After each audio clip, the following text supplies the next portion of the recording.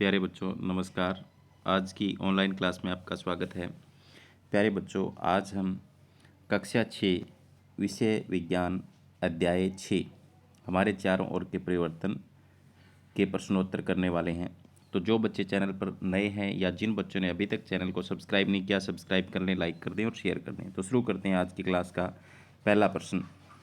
तो पाठ का नाम है हमारे चारों ओर के परिवर्तन। तो पहला प्रश्न है, परिवर्तन किसे कहते हैं? तो हमारे चारों ओर किसी वस्तु या पदार्थ के रूप, रंग, आकार, अवस्था, तापमान, संरचना, स्थिति आदि में होने वाला बदलाव क्या कहलाता है? परिवर्तन कहलाता है। तो प्यारे बच्चों, अगर आपके आसपास किसी पदार्थ के रूप में, रंग में, आकार में, अवस्था में, तापमान में, संरचना में अगर आपको कुछ बदलाव दिखाई देता है तो वो क्या है? परिवर्तन कहलाता है। आगे है, परिवर्तन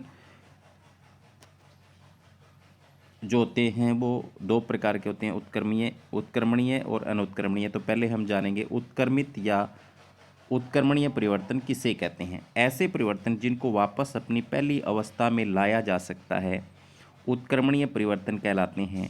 उदाहरण, पानी का बर्फ़ में बदलना। तो प्यारे बच्चों, अगर पानी बर्फ़ में बदल गया तो क्या है? बर्फ़ से वापस पानी भी बनाया जा सकता है।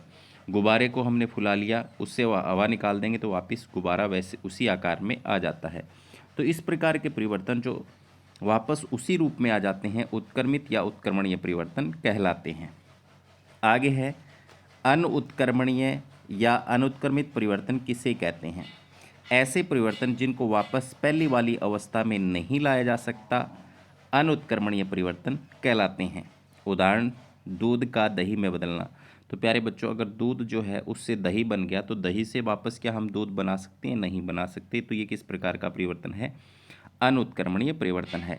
आगे है, भोजन का पकाना। तो यह भी किस प्रकार का परिवर्तन है?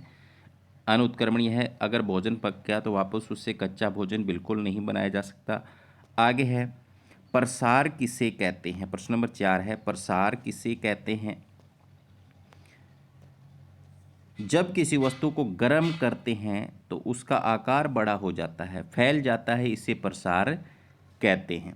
आगे है, संकुचन किसे कहते हैं? जब किसी वस्तु को गर्म करते हैं तो वह फैल जाती है, ठंडा होने पर वह सिकुड़ जाती है, इसे संकुचन कहते हैं।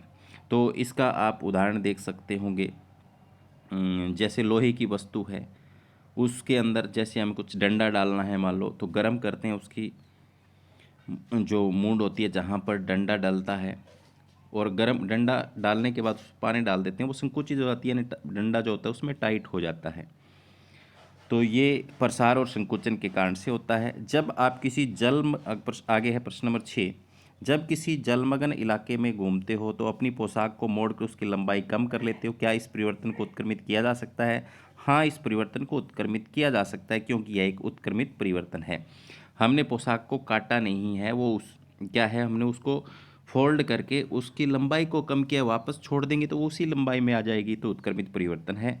आगे है, अकस्मात आपका प्रिय खिलौना टूट जाता है, आप कतई इस परिवर्तन को नहीं चाहते थे, क्या यह परिवर्तन उत्क्रमित किया जा सकता है? बचपन में भी आपका खिलौना टूटा होगा, आप चाहते होगे ना टूटे, तो क्या आप उसको वापस वैसा ही कर सकते हो? नहीं कर सकते, नहीं, क्योंकि यह उत्क्रमणित परिवर्तन नहीं है। ये कौन सा परिवर्तन है? अनुत्क्रमणीय परिवर्तन है। आगे प्रश्न नंबर 8, नीचे दी गई सारणी में कुछ परिवर्तन दिए गए हैं, प्रत्येक परिवर्तन के सामने रिक्त स्थान में लिखिए कि वह परिवर्तन उत्क्रमित किया जा सकता है या नहीं। तो प्यारे बच्चों, आप देखो यहाँ पर, लकड़ी के टुकड़े को चीरना, क्या वापस वैसा ही टुकड़ा बनाया जा सकता है? नहीं। आइसक्रीम का पिघलना, हाँ, इसको उत्क्रमित किया जा सकता है, आइसक्रीम पिघल जाती है, पिघलने के बाद वापस उसको जमा सकते हैं। चीनी का जल में घुलना, हाँ, इसको भी उत्क्रमित कर सकते हैं, चीनी और पानी को अलग अलग कर सकते हैं। खाना पकाना, इसको उत्क्रमित नहीं किया जा सकता। आम का पकना नहीं किया जा सकता। दूध का दही में जमना नहीं किया जा सकता। कपड़े का गीला होना, हाँ, इसको सुखा सकते हैं और वापस से गीला भी कर सकते हैं। तो ऐसे परिवर्तन जिसको वापस उसी रूप में ला सकते हैं उसमें हाँ लिखा, और जिसको नहीं ला सकते नहीं लिखा।